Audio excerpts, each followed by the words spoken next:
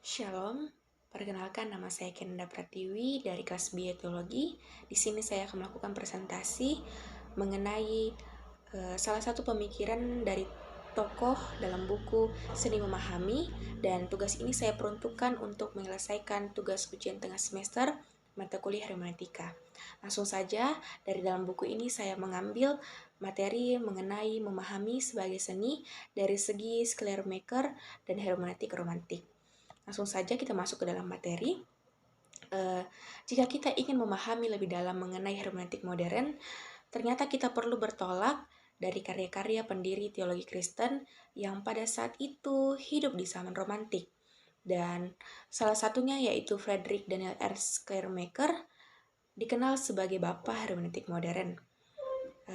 Dia ini ternyata dibesarkan dalam keluarga Protestan, dan pada saat itu ternyata Schleiermacher ini memang sudah dipersiapkan untuk memimpin jemaat. Dan ternyata tidak hanya dari itu, dukungan dari orang tuanya pun dengan cara memberikannya pendidikan yang baik, juga dari dirinya sendiri ia memiliki bakat khusus sebagai seorang pengkhotbah. Dan pada saat itu ia banyak berkenalan dengan kepustakaan ilmiah dan filosofi serta roman-roman non-religius. Dan dari hal inilah yang membuatnya menjadi bimbang untuk menjadi seorang pengkhotbah atau ilmuwan. Kemudian pada saat itu di Berlin, Schleiermacher ini berkenalan juga dengan para cendekiawan dan sastrawan romantik. Dan dari pengaruh adanya romantisme inilah yang membawa minat seorang Schleiermacher ini kepada hermeneutik. Romantisme sendiri adalah gerakan yang kritis pada pencerahan abad ke-18. Dilihatnya bahwa kemajuan-kemajuan peradaban kapitalis dan industrial di Eropa pada saat itu sangat berbahaya dan membuat kemerosotan bagi manusia. Maka dari itu, dengan adanya industri, sains, dan teknologi, mereka mencoba untuk terus menggali kembali kebijaksanaan kuno dalam tradisi, agama, juga mitos untuk menemukan perasaan sebagai kekuatan manusiawi yang penting. Kita lanjut. Romantisme sendiri memiliki beberapa jenis, namun semuanya itu sama dalam hal kerinduan akan keseluruhan organis yang hilang oleh adanya modernisasi saat ini. Schleiermacher sendiri secara mendalam dipengaruhi oleh adanya romantisme. Pandangannya ini sangat diperhitungkan dalam filsafat agama yang dapat dikembalikan pada pengaruh aliran ini. Pada masa itu ternyata Kant juga cukup dominan, pandangan Kant juga cukup dominan yang ternyata menyempitkan agama pada moralitas, dan pandangan Hegel juga yang menyaring agama menjadi rasionalitas belaka saja.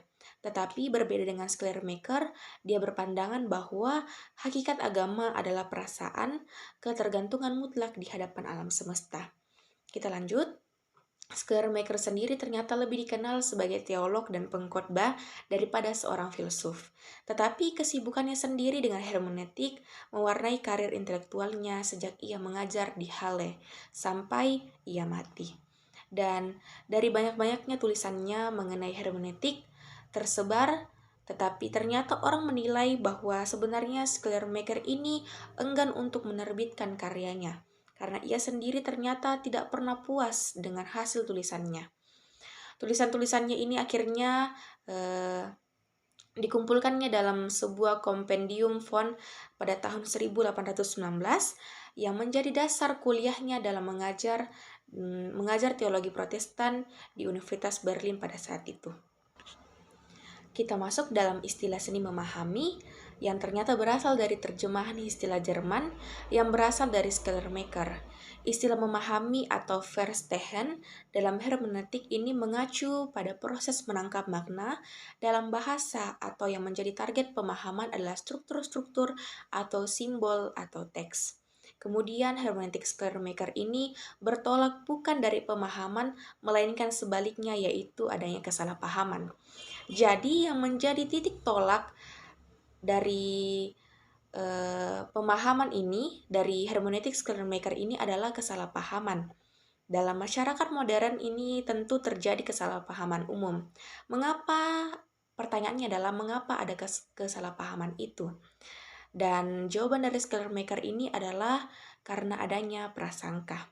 Menurutnya, jika kita mementingkan perspektif kita sendiri, sehingga kita salah memahami maksud pembicara atau penulis, maka kita telah berprasangka terhadapnya.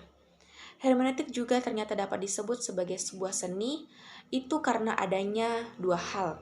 Yang pertama, karena bertolak dari situasi tanpa pemahaman bersama atau bahkan kesalahpahaman umum, sehingga pemahaman ini memerlukan upaya yang canggih untuk mengatasi permasalahan dan atau kesalahpahaman umum yang tadi, dan ternyata tidak secara spontan saja.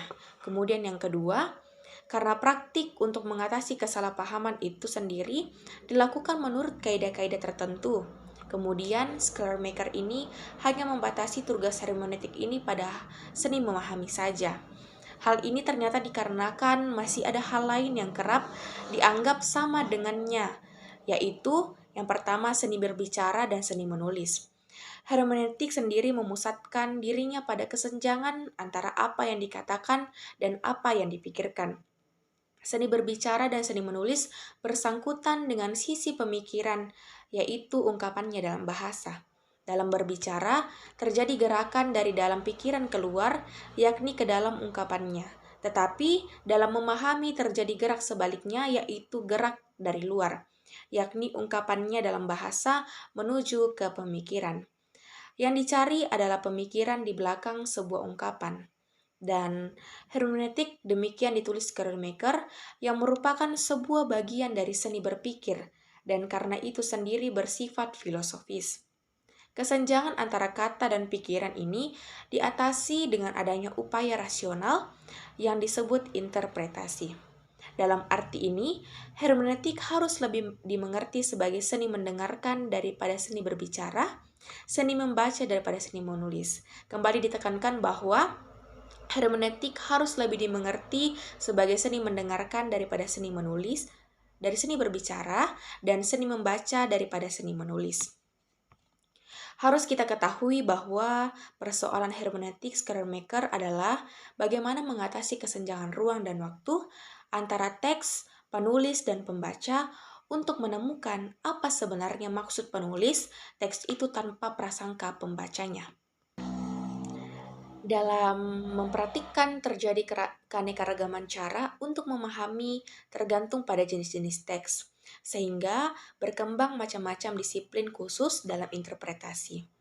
Hermeneutik sebagai seni memahami, demikian ditulis oleh Schleiermacher, tidak ada sebagai sebuah bidang umum, yang ada hanyalah berbagai macam hermeneutik khusus.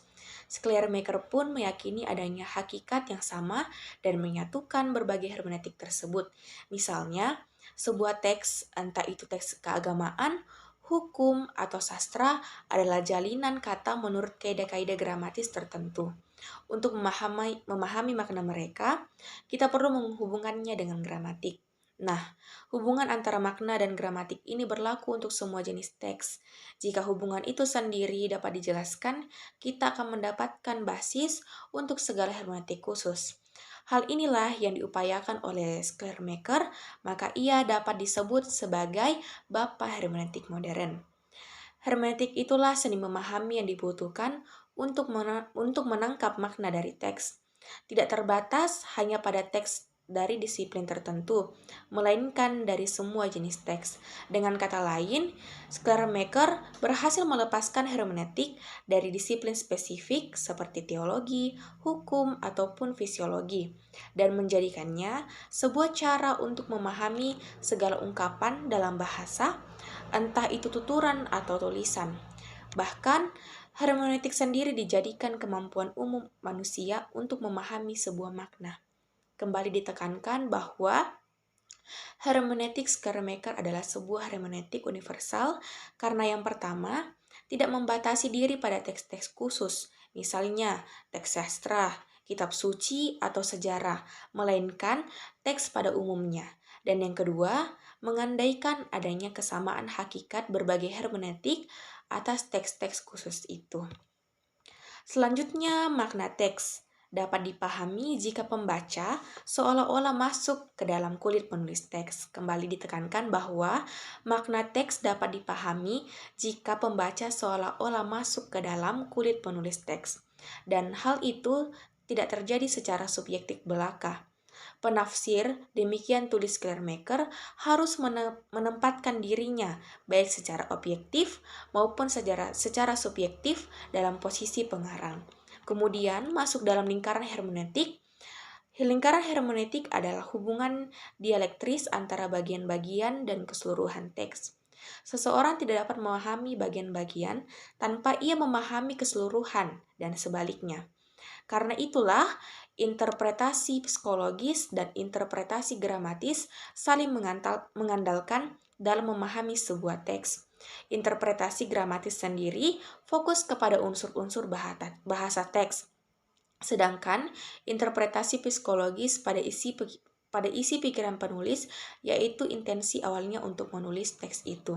Itulah perbedaan dari interpretasi psikologis dan interpretasi gramatis. Kemudian, dalam memahami berbagai seni dari segi Schleiermacher, kembali ditekankan beberapa poin, yaitu yang pertama, Schleiermacher memberi kontribusi penting dengan melepaskan hermeneutik dari bidang-bidang khusus, seperti teologi, hukum, sastra, sehingga hermeneutik ini menjadi cara untuk memahami setiap teks atau susunan simbol-simbol bermakna dalam bahasa pada umumnya.